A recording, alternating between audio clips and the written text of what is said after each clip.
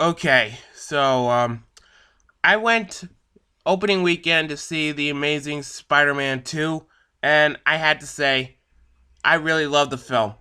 It's awesome. It's it's crazy. It's energetic. And I love all the action that is brought into it. Now, a lot of people might call it campy because they have some comedic stuff into it, but who cares? If they have some comedy that works, I'm glad they put it in. I mean, come on, I love this shit. Why not? I mean, to be a guilty pleasure, I did watch the 60s Batman series. So, yeah, just call me crazy if you want to. Now, anyway, with this, you know what? I'm gonna make my own review of The Amazing Spider-Man 2, but I'm gonna try to not spoil it for you, okay? So, without further ado, here we go. So, for the story, it's kind of basic. Peter Parker is back as Spider-Man, and everyone loves him. The whole city of New York really loves Spider-Man, and with that part, carrying off from the first film, he's having a hard time spending with Gwen Stacy because at the end of the first film, if you might know, uh, Mr. Officer Stacy, who is Gwen's father, I forgot his name anyway. He said to Parker, "Leave Gwen out of this, because he doesn't want to see her daughter go into any danger up in heaven or whatever."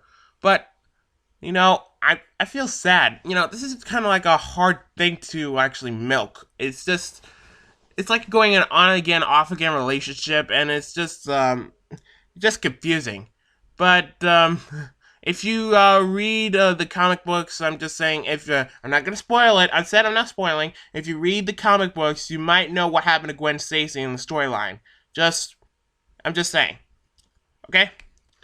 Now, now with the villains, I gotta say they're interesting. We got a angry mafia kind of guy driving a giant truck in the beginning of the film. He's played by Paul Giamatti, and I gotta say, it's just crazy. And the way Spider-Man actually did something to him, I cannot spoil what's something funny. I can't help it. It's just so funny. I just love it. And with that, I gotta have to say it. I gonna have to say it. Spider-Man did he was whistling the original Spider-Man theme. Spider-Man, Spider-Man does whatever a spider can. Yeah, if you guys know about that classic Spider-Man stuff, then I'll give you bonus points for that. All right, well, they're setting up Paul Giamatti for the sequel, which I'm not spoiling who he's gonna be. If you've seen the movie, then you already know who he's gonna be. So anyway, for the other villains, we got Max Dillon, played by Jamie Foxx, which is a good casting choice. He was rescued by Spider-Man, and he said that he's his eyes and ears. But unlike all the other bad guy villains that I know, that they're just bad. They're just bad guys that just wants to be bad. Max Dillon is a confused and sad misfit that wants to be accepted in this society. It kind of sounds like the Penguin from Batman Returns. Well, but for Marvel, I gotta say it works for him. But he had a little accident with an electrical hazard. He plugged in some cords and put him back, but he got shocked and fell into a pool of electric eels. And with that, he transformed into Electro. I gotta say, he's a badass villain. I kind of like Electro. And in the beginning of the film, I feel sorry for Max, but then all of a sudden he became a badass and wants to take down Spider-Man. I don't know why, but he thinks he's just setting him up. Come on, I know that. I know that Spider-Man doesn't remember him that much, but he just met him once. But if he met him more than once, then he might actually know him as a good friend. That's what I'm saying. Well, speaking of good friends, now we have Dan Dehan as Harry Osborn, and oh my god!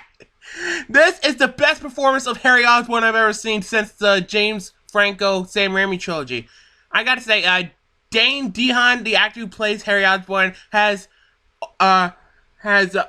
dropped over James Franco. I mean, James Franco did okay, but Dane DeHaan did a lot better. He did a lot better. I mean, he this with Harry, it's really good. Playing as Parker's best friend, it's really cool. And with him visiting his father, who's suffering a bad disease, well, I just had to say this. It's pretty cool.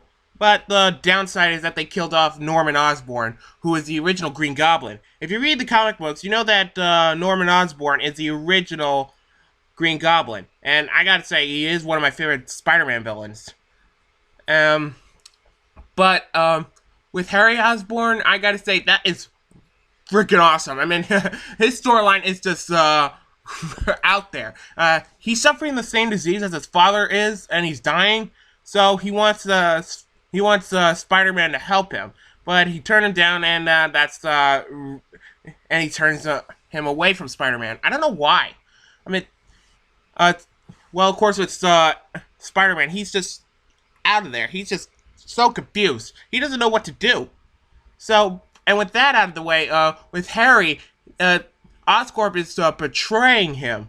Yeah, you heard me that. You heard me say that. Oscorp is betraying Harry. And I don't know why they are doing that. It's just wrong. They are so wrong. I mean, that, and it shows a reason why Harry wants to be the Green Goblin. Yeah, you heard me. They gave a reason why Harry wants to be the Green Goblin. Not just to take down Spider-Man, but take revenge on Oscorp, the people who try to betray him. This is the best performance I've ever seen, and I have to give it hands down to Dan DeHaan, the best Harry Osborn in a live-action film. James Franco, you did pretty good, but Dane's got a lot more points than you. When Harry transforms into the Green Goblin, I'm glad they don't use a mask, because the makeup on him is just badass. It kind of looks like the original look of the Green Goblin. I mean, I really do like it. I do like it a lot. The action scenes are mind blowing. They're awesome. I do like it. The music scores, I gotta say, pretty good. I do like it. And again, when comedy comes to a film, it comes to it. So with that saying, I gotta say, this movie is awesome. So if you haven't seen it yet, well, it's still out in theaters. So go check it out if you haven't seen it, because you will love the storyline from Spider-Man from beginning to end. It's awesome.